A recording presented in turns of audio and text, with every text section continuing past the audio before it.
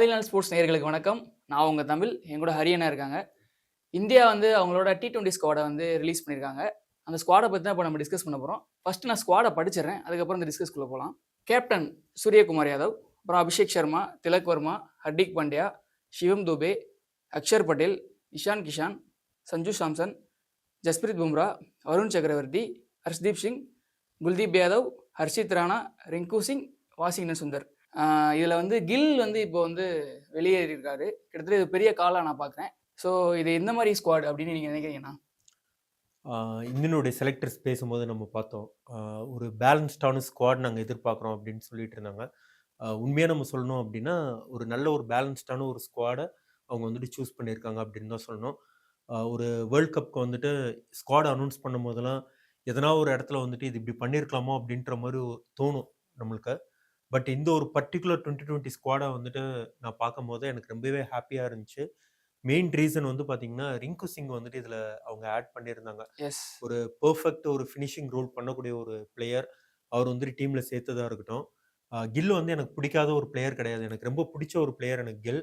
அ ஏன்னா வந்துட்டு இனிஷியலா வந்துட்டு கில் வந்துட்டு டீமுக்குள்ள வராரு. அவர் வந்துட்டு வைஸ் கேப்டனா போட்டாங்க அப்டின்னும்போது, நானும் நிதிஷும் ஷோ பண்ணும்போது கூட நிதிஷ் கேட்டாரு, "எதுக்கு வந்துட்டு கில் டீம்ல?" அப்டின்னு சொல்லிட்டு. கில்லுடைய 2020 பெர்ஃபார்மன்ஸஸ் வந்துட்டு தப்பே கிடையாது. ஏன்னா, அவரு ஜிடிக்கு அவர் பெர்ஃபார்ம் பண்ணதா எஸ். இருக்கட்டும். அண்ட் தென் வந்துட்டு இந்தியாவுக்கு வந்துட்டு இப்ப அவர் கம்பேக்க்கு முன்னாடி அவர் பண்ண பெர்ஃபார்மன்ஸஸா இருக்கட்டும். எக்ஸ்ட்ரார்டினரி பெர்ஃபார்மன்ஸஸ் பண்ணியிருக்காரு. பட் இப்ப இருக்கிற கரண்ட் இந்தியன் டீம்ல என்ன எதிர்பார்க்குறாங்க ஒரு ஓப்பனர் கிட்ட அப்படின்றத வந்துட்டு கில்லால மேட்ச் பண்ண முடியல. அண்ட் இன்னொரு முக்கியமான ஒரு விஷயம் என்ன அப்படின்னா, சஞ்சு சாம்சன் வந்துட்டு டாப் ஆஃப் தி ஆர்டர்ல வந்துட்டு ஒரு ஒரு விக்கெட் கீப்பர் பேட்ஸ்மேன் வந்துட்டு விளையாடும்போது, இந்தியாவுக்கு வந்துட்டு இவங்க எதிர்பார்க்குற அந்த காம்பினேஷன்ஸ் வந்துட்டு கரெக்ட்டா அமையுது. அதுக்காக தான் வந்து பார்த்தீங்கன்னா, இந்த ஒரு டாக்டிக்கல் மூவ் வந்து பண்ணியிருக்காங்க. நெறைய பிளேயர்ஸ் நம்ம ஆடிஷன் நம்ம பண்ணியிருக்கோம். ஆல்மோஸ்ட் வந்துட்டு ஒரு 34 பிளேயர்ஸ் வந்துட்டு போன சீசன்ல இருந்து இந்த சீசன் வரை இந்தியாவுக்கு வந்து விளையாண்டுருக்காங்க. அதில இருக்கிற பெஸ்ட் 15 வந்துட்டு செலக்ட் பண்ணியிருக்காங்க. இது வந்துட்டு ஒரு எக்ஸ்ட்ரார்டினரி ஸ்குவாட் இது. ஓகே. நம்ம வந்து சவுத் ஆப்பிரிக்கா, இந்தியாவோட ஃபர்ஸ்ட் T20 பத்தி பேசிட்டு இருந்தோம் இல்லையா? ஓகே. அப்போ வந்து நீங்க வந்து சஞ்சு சாம்சன் வந்து இப்போதைக்கு இடம் இருக்காது அப்படின்ற மாரி தான் உங்களுடைய தாட்டுமே இருந்தது. ஆனா ஏன்னா இப்ப கில்லுக்கு வந்து ஒரு இடம் குடுத்துட்டே இருந்தாங்க அப்படின்றதுனால. ஸோ இப்போ வந்து அவர் உள்ள வந்திருக்கிறது வந்து அவருக்கு எவ்வளோ ஒரு கான்ஃபிடன்ஸ் குடுத்துருக்கும்? இல்ல டெஃபினட்டா இதுல போர்டு வந்துட்டு ஒரு நல்ல ஒரு கம்யூனிகேஷன் வச்சிருந்திருப்பாங்க பிளேயர் கிட்ட அப்படின்றது நான் நினைக்கிறேன். ஏன்னா, இது எல்லாமே வந்துட்டு சோ ஃபார் நடந்தது எல்லாமே வந்துட்டு ஒரு ஆடிஷன் மாரி தான். அந்த ஆடிஷன்ல வந்துட்டு யார் வேணுனா வந்துட்டு கன்டென்ஷன்ல இருப்பீங்க அப்படின்ற அந்த ம். கம்யூனிகேஷன் கண்டிப்பா இருந்திருக்கும் அப்படின்றத நான் நம்புறேன். அதே மாரி சாம்சன் வந்துட்டு இந்த லாஸ்ட் 2020 விளையாடும்போது அவர் விளையாண்ட அந்த விதமா இருக்கட்டும். அவர் வந்துட்டு right from the ball number 1 அவர்கிட்ட அந்த கான்ஃபிடன்ஸ் அவர்கிட்ட வந்துட்டு இருந்தது. ஸோ, நான் வந்துட்டு சாம்சனுக்கு வந்துட்டு பிளேஸ் டீம்ல இல்ல அப்டின்றத நான் சொல்லல. சாம்சன் வந்துட்டு இஃப் இன் கேஸ் டீம்குள்ள வரணும் அப்டின்னா, டாப் ஆஃப் தி ஆர்டர்ல தான் வந்துட்டு சாம்சன ஆட வைக்க முடியும். ஏசியா கப்ல வந்துட்டு இந்தியா பண்ண மாரி, மிடில் ஆர்டர்ல அவர வந்துட்டு கொண்டு போறது வந்துட்டு அவ்வளோ கரெக்ட்டான விஷயம் இல்ல அப்டின்றத நான் சொல்லியிருந்தேன். ஸோ, இப்ப கில் வந்துட்டு டீம விட்டு ஸ்குவாட்லயே அவர் இல்ல அப்டின்னும்போது, சாம்சனுடைய பிளேஸ் டாப் ஆஃப் தி ஆர்டர்ல வந்துட்டு உங்களுக்கு ஸ்வீட் அண்ட் நீட்டா இருக்கு. ஆமா. கண்டிப்பா. ஆனா எனக்குமே எப்படி தோணுது அப்படின்னா, இப்போ கொஞ்சம் டாப் 5 வந்து கொஞ்சம் பெர்ஃபெக்ட்டா இருக்கோ! அப்படின்னு எனக்கு தோணுது. ஏன்னா ஓப்பனிங் வந்து அபிஷேக் சர்மா, அப்புறம் வந்து சஞ்சு சாம்சன், 1 டவுன் திலக் வர்மா, 4 டவுன் வந்து இவரு நம்ம கேப்டன் இறங்கிருவாரு. 5வதுல வந்து ஹர்திக் பாண்டியா. ஒரு பஞ்ச பாண்டவர்கள் மாரி இருக்காங்களோ ஒரு 5 பேருமே. அடிக்கவே முடியாதோன்ற மாரி இருக்கு டீமே. இல்ல மொத்த இந்தியன் ஸ்குவாடே வந்து பார்த்தோம்னா, ஒரு பேட் டே வந்துட்டு பேட்டிங் அண்ட் பவுலிங் 2த்துலயுமே வந்துட்டு இந்த ஒரு ஸ்குவாட்ல வந்துட்டு நடக்குமா அப்படின்றது தெரியல. ம். சவுத் ஆஃப்ரிக்கா கூட ஒரு ஆஃப் டே நம்மளுக்கு வந்துட்டு ரொம்ப நாளுக்கு அப்புறமா வந்துட்டு 2020ல வந்தது. அந்த ஆஃப் டேல வந்து பார்த்தோம்னா, பும்ரால இருந்து யாருமே வந்துட்டு அன்னைக்கு சரியா பவுலிங் போட பவுலிங் முடியல. பண்ணல. ம். நம்ம வந்துட்டு ஒரு 220 ரன்ஸ் கிட்ட நம்ம கன்சிடர் பண்ணிட்டு, 220யும் சேஸபிள் டீம் தான் நம்ம. ஆனா நம்மளுடைய டாப் ஆர்டர் அன்னைக்கு ஃபயர் பண்ண முடியல. அந்த மாரி வந்துட்டு ஒரு ரேர் பேட் டே தான் இந்த ஸ்குவாட் வச்சு நம்மளுக்கு வருமே அப்படின்றத தவிர்த்து, இந்த டீம வந்துட்டு ஆப்போனன்ட் ஜெயிக்கிறதுக்கு தான் அவங்க நெறைய விஷயங்கள் வந்துட்டு அவங்க யோசிக்க வேண்டியதா இருக்கும். வெறும் ம். பேட்டிங் மட்டும் கிடையாது. இந்தியால வந்துட்டு பேட்டிங் கூடவே சேர்ந்து வந்துட்டு அந்த பேட்டிங் ஆல் ரவுண்டர்ஸும் நம்மளுக்கு இருக்காங்க. And then bowling all rounders நம்மகிட்ட இருக்காங்க. அண்ட் தென் பவுலர்ஸ் வந்து பார்த்தோம் அப்டின்னா, நீங்க ஆன் எ கிவன் டே இருக்கிற பவுலர்ஸ் எல்லாருமே வந்துட்டு மேட்ச் வின்னர்ஸா நம்மளுக்கு வந்து இருக்காங்க. ம். ஹர்ஷ்தீப் வந்து பார்த்தீங்கன்னா, இந்தியாவுக்கு வந்துட்டு ஃபாஸ்டஸ்ட் டூ 100 விக்கெட்ஸா இருக்கட்டும், எஸ். ஜஸ்பிரித் பும்ராவா இருக்கட்டும், வருண் சக்கரவர்த்தி, குல்தீப் யாதவ் இந்த மாரி எல்லா பவுலர்ஸுமே கூட வந்து பார்த்தீங்க அப்டின்னா, இண்டிவிஜுவலா வந்துட்டு மேட்ச் வின் பண்ணி குடுக்கக்கூடிய ஒரு பவுலர்ஸ் நம்ம வந்து பிக் பண்ணியிருக்கோம். அண்ட் இன்னொரு முக்கியமான ஒரு விஷயம் என்ன அப்டின்னா, நம்மளுடைய நம்மளுடைய கண்டிஷன்ஸ்ல நம்ம விளையாட போறோம். ஈவன் நம்ம ஸ்ரீலங்கால விளையாட போற மேட்சஸா இருக்கட்டும், அதுக்கப்புறமா இந்தியால விளையாடக்கூடிய மேட்சஸா இருக்கட்டும், சப்கான்டினென்ட்ல நம்ம விளையாடும்போது, டெஃபினட்டா இந்தியாவுக்கு வந்துட்டு இது ஒரு பெரிய அட்வான்டேஜா இருக்கும். ஓகே. ஆனா பிளேயிங் 11 எந்த மாரி இருக்கும் அப்படின்னு ஒரு ஐடியா உங்களுக்கு இருக்கா? ஏன்னா முதல்ல ஒரு 5 பேர் நம்ம ஃபிக்ஸ் பண்ணிட்டோம் இப்போ. Batting okay. வரையும். அப்புறம் சிவம் தூபேயும் இருக்காரு. அக்ஷர் பட்டேல் ஒரு இடத்துல இருக்காரு. இப்போ என்னன்னா பிரிங்கு சிங்கும் வரணும் அந்த இடத்துல. இப்போ இந்த இடத்துல எனக்கு ஒரு மாரி ஒரு கன்ஃப்யூஷன் இருக்கோ அப்படின்னு எனக்கு தோணுது. அதே மாரி பவுலிங் நீங்க சொல்லலாம். குல்தீப் யாதவா இல்ல வருண் சக்கரவர்த்தியா? அந்த இடத்துல ஒண்ணு இருக்கு. ஏன்னா ஜஸ்பிரித் பும்ராவும் இவர் நம்ம ஹர்ஷ்தீப் சிங்கும் கிட்டத்தட்ட வந்துருவாங்க உள்ளக்க பிளேயிங் 11ல. ஆனா இந்த ஸ்பின்னுக்கு ஓகேவா இருக்குமா? 2 பேருமே இறக்கணுமா? இல்ல ஒரு ஆள் மட்டும் இருந்தா போதுமா? இல்ல நீங்க வின்னிங் காம்பினேஷனா நம்ம வந்துட்டு டீம் பார்த்தோம் அப்டின்னா, உங்களுக்கு வந்துட்டு நம்பர் 8க்கு வந்து உங்களுக்கு பேட்டிங் உங்களுக்கு கண்டிப்பா ஆடுறதுக்கு வேணும் அப்டின்ற மாரி போர்ட் திங்க் பண்ணாங்க.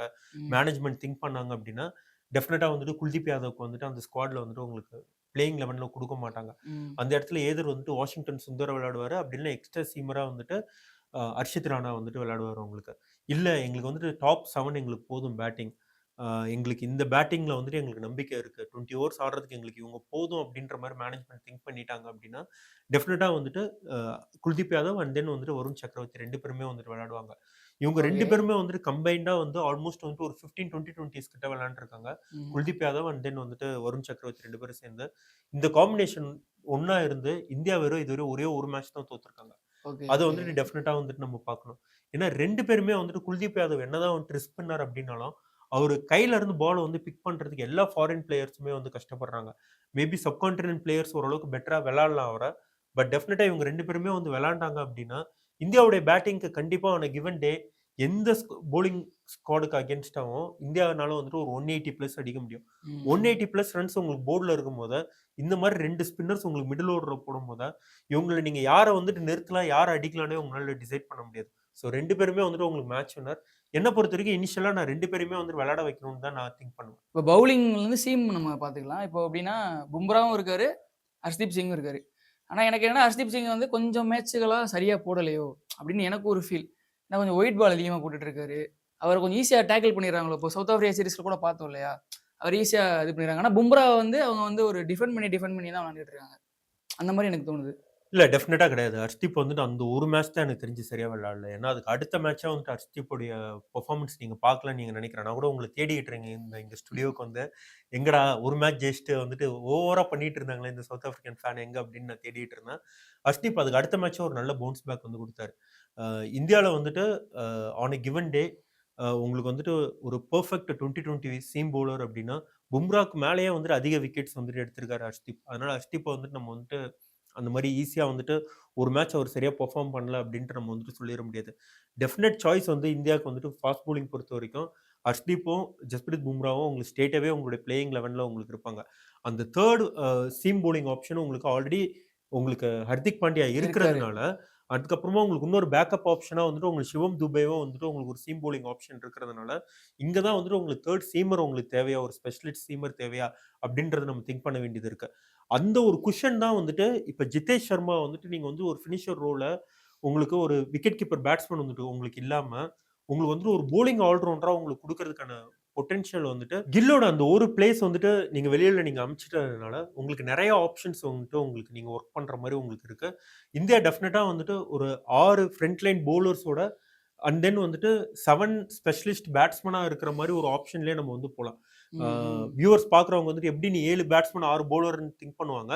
நான் வந்துட்டு ஆல் ரவுண்டர்ஸே வந்துட்டு ஒரு கம்ப்ளீட் பியூர் பேட்ஸ்மேனா இருக்கிற மாரி எபிலிட்டி இருக்கக்கூடிய ஒரு ஆல் ரவுண்டர்ஸ் தான் நம்மளுக்கு இருக்காங்க. நீங்க ஹர்திக் பாண்டியாவ நம்ம எடுத்துக்கிட்டோம் அப்படின்னா, ஒரு கம்ப்ளீட் சீம் பவுலிங் ஆப்ஷனாவும் நீங்க அவர கன்சிடர் பண்ணிக்கலாம். ஒரு கம்ப்ளீட் பேட்டராவும் நீங்க அவர வந்துட்டு நீங்க கன்சிடர் எஸ். பண்ணிக்கலாம். ஸோ அந்த மாரி வந்துட்டு ஒரு பெர்ஃபெக்ட் பேலன்ஸோட வந்துட்டு ஸ்குவாட் இருக்கு. ஆமா. அது நீங்க சொன்ன மாரி சரிதான். எனக்கு என்னன்னா, நான் என்ன நெனச்சேன்னா, 5த் T20ல கொஞ்சம் தடுமாறுனாரு ஹர்ஷ்தீப் சிங். ஓகே. அத வச்சு நான் சேர்ந்து தான் சொல்றேன். சரி இப்போ நம்ம ஆல்ரவுண்டர் பத்தி கொஞ்சம் இப்போ ரிங்கு சிங்கும் உள்ள இருக்காரு. சிவம் துபே இருக்காங்க. இப்போ யாரு வந்து ஃபர்ஸ்ட் சாய்ஸா வந்து எடுக்கலாம்? இல்ல என்னுடைய ஃபர்ஸ்ட் சாய்ஸ் நீங்க யாருன்னு கேட்டீங்கன்னா, சிவம் துபே எனக்கு தெரிஞ்சு பெருசா நம்ம வந்து பவுலிங்ல யூஸ் பண்ணுவோம் அப்படின்னு எனக்கு தோணல. எஸ். அண்ட் இன்னொரு முக்கியமான ஒரு விஷயம் என்ன அப்படின்னா, சிவம் துபே அண்ட் ரிங்கு சிங் 2 பேருமே கம்பேர் பண்ணும்போது, ரிங்கு சிங் வந்துட்டு ஃபார் பெட்டர் ஃபீல்டர்.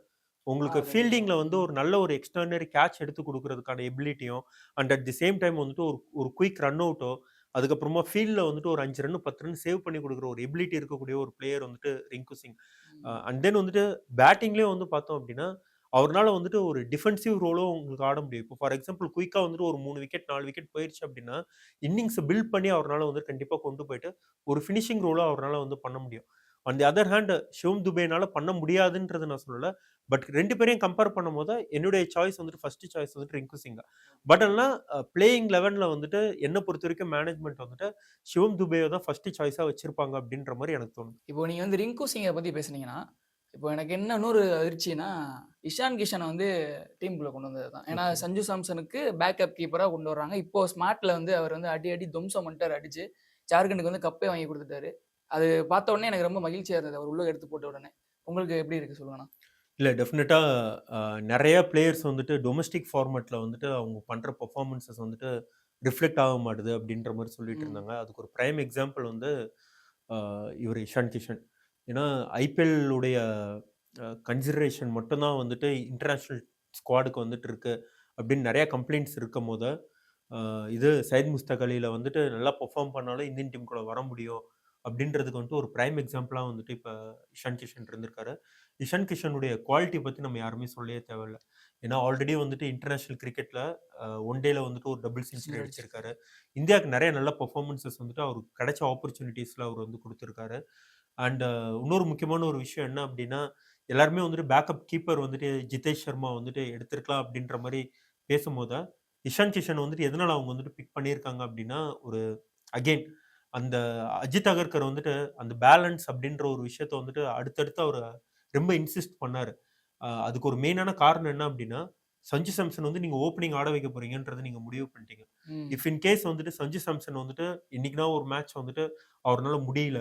எதனா ஒரு இன்ஜுரி ஃபேக்டர்னால சஞ்சுனால ஆட முடியல அப்டின்னும்போது, ஒரு பேக்கப் கீப்பர்னால வந்துட்டு ஓப்பனிங் பண்ண முடியுமா? அப்டின்னா, அதுக்கான ரைட் சாய்ஸ் வந்துட்டு இஷான் கிஷன். அண்ட் ம். அட் தி சேம் டைம் வந்துட்டு டாப் ஆர்டர்ல உங்களுக்கு எதனா ஒரு பேட்டருக்கு வந்துட்டு எதனா ஒரு இன்ஜுரியோ, எதனா ஒரு சின்ன ஒரு நிகழ்வோ இருக்கு. அவங்கள வந்து நீங்க ரீப்ளேஸ் பண்றதுக்கு வந்துட்டு ஒரு பிளேயர் வேணும் அப்டின்னா, டாப் ஆஃப் தி ஆர்டர்ல ஆட வைக்கிறது இஷான் கிஷன் வந்துட்டு ஒரு பெர்ஃபெக்ட் சாய்ஸா நல்ல ஒரு சாய்ஸ் ஆஃப் செலக்ஷன் தான் நான் சொல்லுவேன். ஏன்னா அது ஜித்தேஷ் சர்மாவ தூக்குனது வந்து ஒரு பெரிய கால்ன்னு நான் பார்க்குறேன். ஸோ அது கொஞ்சம் ரொம்ப ஹார்டான திங்கா? இல்ல அதுக்கான ஜஸ்டிஃபிகேஷன் தான் இவ்வளோ நேரம் நான் உங்களுக்கு நான் சொல்லிட்டு அதான், இருக்கேன். அதான், அதான். இப்ப ஜிதேஷ் வந்துட்டு உங்களுக்கு ஜிதேஷ் சர்மா வந்துட்டு இப்ப இந்தியன் டீம்ல இப்ப விளையாடுறாரு அப்டின்னா, சுப்மன் கில் வந்து டாப் ஆஃப் தி ஆர்டர்ல உங்களால பவுலிங்கும் போட முடியாது அவர்னால. வெறும் பேட்டிங் ம். மட்டும் தான் உங்களுக்கு ஆட போறாரு. இப்ப அந்த ஸ்பாட்ல வந்துட்டு கீப்பிங் பண்ணக்கூடிய சஞ்சு சாம்சன் வந்துட்டு மேல போய் ஆக்குபை பண்ணிட்டதுனால, ம். ஜிதேஷ் சர்மாவோட இடம் வந்துட்டு ஒரு பியூர் பேட்டருக்கு இல்லாம, ஒரு பெர்ஃபெக்ட்டா வந்துட்டு ஒரு ஆல் ரவுண்ட் ஆப்ஷன வந்துட்டு உங்களுக்கு அந்த இடத்துல ஃபில் பண்றதுக்கான ஒரு பிளேஸா இருக்கு. இப்ப இல்ல இந்தியாவுக்கு வந்துட்டு 7 பேட்டர்ஸ் போதும் அப்டின்ற மாரி திங்க் பண்ணாங்கன்னா, ஒரு பியூர் பவுலருக்கு போறதுக்கான ஒரு ஆப்பர்ச்சுனிட்டி வந்துட்டு ஜிதேஷ் சர்மாவுடைய பிளேஸ் வந்து நம்மளுக்கு குடுக்குது. ஓகே. நான் எப்படி யோசிச்சேன் அப்படின்னா, டெஸ்ட் டீம்ல வந்து ரிஷப் பண்ட் தான் மெயின் கீப்பரு. ஓகே, ஆனா துருவ் ஜுரால வந்து வச்சிருக்காங்க. பேட்டராவே வச்சிருக்காங்க. ஆனா அவரும் ஓகே. கீப்பர் தான். ஆனா அவர தொடர்ந்து பேட்டராவே ஆட வச்சுடுறாங்க இல்லையா? அது மாரி ஜிதேஷ் சர்மா பேட்டராவே தொடர்ந்துருவாரோ அப்படின்னு நானும் நெனச்சிருந்தேன். ஆனா ஓகே. அதுல வந்து கௌதம் கம்பீர் அண்ட் கோ வந்து வேற மாரி ஒண்ணு சிந்திச்சிருக்காங்க. ஃபர்ஸ்ட் டைம் கௌதம் கம்பீரோட ஸ்குவாட் வந்து பார்க்கவே ரொம்ப இல்ல நல்லா இருந்துச்சு. டெஃபினட்டா கௌதம் கம்பீர் வந்துட்டு இந்தியன் டீமுடைய கோச்சா ஆனதுக்கு அப்புறமா, நான் பார்த்த தி பெஸ்ட் ஸ்குவாட் வந்துட்டு இதுன்னு தான் நான் சொல்லுவேன். ஓகே. ஏன்னா ஐபிஎல் உடைய இம்பாக்ட் வந்துட்டு பெருசா இல்லாம, கரண்ட் ஃபார்ம வச்சு பிளேயர்ஸ வந்துட்டு பிக் பண்ணியிருக்காங்க. அது ரொம்ப நல்ல விஷயம். இப்ப ம். இந்த இந்தியாவுக்கு வந்து பார்த்தீங்கன்னா, இன்னொரு 5 மேட்ச் வந்துட்டு இந்தியாவுக்கு வந்துட்டு இருக்கு. In home conditions yes. India வந்து நம்ம நெறைய சொல்லுவோம். ஆஸ்திரேலியா வந்துட்டு டஃப் இந்தியாக்கு. சவுத் ஆஃப்ரிக்கா வந்து இந்தியாவுக்கு வந்து டஃப் அப்படின்னு சொல்லிட்டு. பட் ஆனா 2020 ரெக்கார்ட்ஸ் நம்ம பார்க்கும்போது, இந்தியா நெறைய மேட்சஸ் வந்துட்டு எனக்கு தெரிஞ்சு நியூசிலாந்து கூட தான் நம்ம தோத்துருக்கோம் அப்படின்னு நான் பிளாக் நெனைக்கிறேன். கேப்ஸ் தான் கொஞ்சம் ரொம்ப ஆமா. மோசமா இருக்கு. ஸோ அந்த மாரி நியூசிலாந்து சைடுக்கு அகைன்ஸ்ட்டா நம்ம வந்துட்டு ஒரு 5 மேட்ச் நம்ம விளையாட போறோம். அண்ட் இந்த பர்ட்டிகுலர் 15 மெம்பர் ஸ்குவாட வச்சு. இந்த ஸ்குவாட்ல வந்துட்டு என்னென்ன காம்பினேஷன்ஸ் எப்படிலாம் ட்ரை பண்ணலாம் அப்படின்றது இந்த 5 மேட்ச்ல வந்துட்டு இந்தியா வந்துட்டு லாஸ்ட்டா வந்துட்டு ஒரு ஆடிஷன் பண்ணிட்டு, எனக்கு தெரிஞ்சு நம்ம லாஸ்ட் வேர்ல்ட் கப் வந்துட்டு எப்படி நம்ம தோக்காம வேர்ல்ட் கப் ஜெயிச்சோமோ, ம். அதே மாரி வந்துட்டு வேர்ல்ட் கப்ப இந்த வாட்டி நம்ம டிஃபெண்ட் பண்றதோ, அதே மாரி ஒரு மேட்ச் கூட தோக்காம வந்துட்டு ஜெயிக்கிறதுக்கு நெறைய வாய்ப்பு இருக்கிற மாரி எனக்கு தோணுது. ஓகே. நீங்க வந்து கரண்ட் ஃபார்ம் அப்படின்றத பத்தி ஒண்ணு சொன்னீங்க. அதுல ஒரு சின்ன ஒரு விஷயம் எனக்கு என்ன தோணுச்சுன்னா, சூரியகுமார் யாதவ். ஓகே. அவர் இன்னும் ஃபார்முக்கு வரல. பட் அவர் ஃபார்முக்கு வந்தா எப்படி விளையாடுவாருன்னு எல்லாருக்குமே தெரியும். ஸோ அவரு இப்ப வர நியூசிலாந்து சீரிஸ்ல திருப்பி அவரோட ஃபார்ம மீட்டு கொண்டு வரணும்னு நான் நெனைக்கிறேன். ஸோ அவர பத்தி நீங்க சொல்லுங்கண்ணா. இல்ல ஒரு நல்ல பிளேயர வந்துட்டு நீங்க ரொம்ப நாளா இந்த மாரி கோல்டா நீங்க வச்சிருக்க முடியாது. ம். அவருடைய ஹாட் அண்ட் ஃபயரி ஸ்டேஜ் வந்துட்டு பெஸ்ட் ஸ்பேஸ்க்கு வந்துட்டு அவர் ரிசர்வ் பண்ணி வச்சிருக்காரு அப்படின்ற மாதிரி தான் நம்ம வந்து திங்க் பண்ணணும். ம். வேர்ல்ட் கப்ல ஒரு மேட்ச் அவர் நல்லா பெர்ஃபார்ம் பண்ணுவாரு அப்படின்றது நான் எக்ஸ்பெக்ட் பண்றேன். ம். நீங்க என்னதான் டீம் வந்துட்டு நல்லா பெர்ஃபார்ம் பண்ணிட்டு இருந்துச்சு அப்படின்னாலும், ஆஸ் எ கேப்டனா வந்துட்டு நீங்க பெர்ஃபார்ம் பண்ணாம இருக்கிற அவர் மேபி வெளியில காமிச்சிக்காம இருக்கலாம். இல்ல நான் ஒரு நல்ல ஜோன்ல இருக்கேன் அப்படின்ற மாரி. பட் ஆனா டீம் வந்து ஒரு நல்ல ஜோன்ல இருக்கிறதுனால, அந்த பிரஷர் வந்துட்டு சூரியகுமார் யாதவ் மேல வரல. டெஃபினட்டா வந்துட்டு இந்த நியூசிலாந்து சீரிஸ்ல அவருக்கு ஒரு 2 50ஸ்னாச்சும் அவருக்கு கிடைச்சது அப்படின்னா, வேர்ல்ட் கப்க்கு அவருடைய கான்ஃபிடென்ட் கொஞ்சம் பெட்டரா இருக்கும் அப்படின்ற மாரி தோணுது. ஐ திங்க் எனக்கு ஒரு இன்னிங்ஸ் போதும்னு நினைக்கிறேன். ஒரு இன்னிங்ஸ் அடிச்சுட்டான்னா தலைவன் வந்து அடுத்து டக்குன்னு போய்க்கிட்டே இருப்பான். ஸோ பார்ப்போம் அது எந்த இன்னிங்ஸ்ல வருது அப்படின்னு. எனக்கு அதே மாரி அபிஷேக் சர்மாவ பத்தி ஒரு சின்ன ஒரு கேள்வி. ஏன்னா, அவர் பவர் பிளே வரை நல்லா விளையாடுறாரு. பவர் பிளே முடிஞ்சிருச்சு அப்படின்னா, அவர் ஆள காணோம். அந்த மாரி அவருக்கு ஒரு பிரச்சனை இருக்கு. அது வந்து அவர் சரி பண்ணா நல்லா இருக்கும்னு எனக்கு ஒரு தோணுது. இல்ல அந்த தாட் வந்துட்டு இனிஷியலா அபிஷேக் சர்மா வந்துட்டு டீமுக்குள்ள வரும்போது எனக்கும் இருந்துச்சு. ம். பவர் பிளே முடிஞ்சிருச்சுன்னா அபிஷேக் சர்மா வந்துட்டு ஈஸியா எடுத்துறலாம் அப்படின்ற ம். மாரி. பட் ஆஸ்திரேலியால வந்துட்டு ஒரு இன்னிங்ஸ் அவர் விளையாண்டுருந்தாரு. பவர் பிளேல அவருக்கு மோஸ்ட்டா வந்துட்டு அவருக்கு ஸ்ட்ரைக்கே அவருக்கு கிடைக்கல. பட் ஆ. ஆனா பவர் பிளேக்கு அப்புறமா வந்துட்டு ஒரு 60 ஆட் ரன்ஸ் அவர் ஆடுனாரு அப்படின்னு நான் நினைக்கிறேன். ஃபர்ஸ்ட் 2020 நான் நினைக்கிறேன். ஃபர்ஸ்ட் ஆர் செகண்ட் 2020ல எக்ஸாக்ட்டா மேட்ச் நம்பர் எனக்கு ஞாபகம் இல்ல. பட் அந்த கன்சர்ன்ஸ் வந்து இனிஷியல் ஸ்டேஜஸ்ல அபிஷேக் சர்மா கிட்ட இருந்துச்சு. பட் டெஃபினட்டா வந்துட்டு இப்ப கிடையாது. அவருடைய ஷாட்ஸ்லயே வந்துட்டு நெறைய இம்ப்ரூவ்மெண்ட்ஸ் அவருடைய மேட்சஸ் நம்ம பார்க்கும்போது தான் நம்மளுக்கு தெரியுது. வந்துட்டு அவர் ஆடுற நெறைய ஷாட்ஸ் வந்துட்டு இது சுனில் நரேன் அடிக்கிற ஷாட் மாரி இருக்கும். ம். ஆ அவர் வந்துட்டு அந்த room out side the of stump அததான் வந்துட்டு அவரு கிரியேட் பண்ணி, அப்படி இல்லன்னா வந்துட்டு கோயிங் அவே ஃப்ரம் தி பால் வந்துட்டு அவர் வந்துட்டு வெறும் வந்துட்டு அவருடைய பேட் ஸ்விங்க தான் அவர் யூஸ் பண்றாரு அப்படின்ற மாரி. பட் இப்ப நெறையா வந்து பார்த்தீங்கன்னா, அந்த கெட்டிங் பிஹைண்ட் தி பால் அப்படின்னு சொல்லுவாங்க கிரிக்கெட்ல. அந்த மாரி வந்துட்டு நெறையா அவருடைய ஷாட்ஸ்ல அவர் வந்துட்டு இம்ப்ரூவ் பண்ணியிருக்காரு. அ அபிஷேக் சர்மா மாரி ஒரு பிளேயர் ஒரு 15 ஓவர்ஸ், 16 ஓவர்ஸ் விளையாண்டா என்ன மாரி ஒரு இம்பாக்ட் குடுக்க முடியும் அப்படின்றது தெரியும் நமக்கு.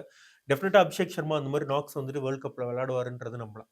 ஓகே. நான் இப்ப எனக்கு லாஸ்ட் ஒரு கொஸ்டின் என்ன அப்படின்னா, இந்தியா இந்த ஸ்குவாட வச்சு T20 வேர்ல்டு கப் ஜெயிப்பாங்களா? இல்ல இந்த ஸ்குவாட வச்சு இந்தியானால வந்து வேர்ல்ட் கப் ஜெயிக்க முடியாதுன்னா, வேற எந்த ஸ்குவாட வச்சும் ஜெயிக்க முடியாது. ஏன்னா, இந்தியால இருக்கிற பெஸ்ட் 15 தான் நீங்க பிக் பண்ணியிருக்கீங்க. இந்த டீம வந்துட்டு நீங்க தூக்கத்துல எழுப்பி விளையாட சொன்னாலும் ஆப்போனன்ட் வந்து பயப்படுவாங்க. அந்த மாரி ஒரு ஸ்குவாட் இது. அ எல்லாருமே வந்துட்டு ஆஸ்திரேலியா வந்துட்டு மட்டும் தான் இந்தியாவுக்கு வந்து டஃப் குடுக்கும் அப்டின்ற மாரி நெனைக்கிறாங்க. எந்த டீமுமே வந்துட்டு இந்த ஸ்குவாட் இந்த பர்ட்டிகுலர் இந்தியன் ஸ்குவாட் கிட்ட அதுவும் இந்தியா நீங்க சப்கான்டினென்ட்ல விளையாடும்போது டஃப்பே குடுக்க முடியாது. ஒரு பேட் டே உங்களுக்கு வந்துட்டு ஒண்ணு பவுலிங்ல ஆனா பேட்டிங்ல அந்த மாரி வந்துட்டு வந்துச்சு அப்டின்னா கூட, இன்னொரு பக்கம் பேலன்ஸ் பண்ற மாரி ஒரு டீமா தான் இந்தியா வந்துட்டு இருக்கு. பவுலிங்கும், பேட்டிங்கும் அட் அ டைம் வந்துட்டு சொதப்பும் அப்டின்ற மாரி எனக்கு தெரியல.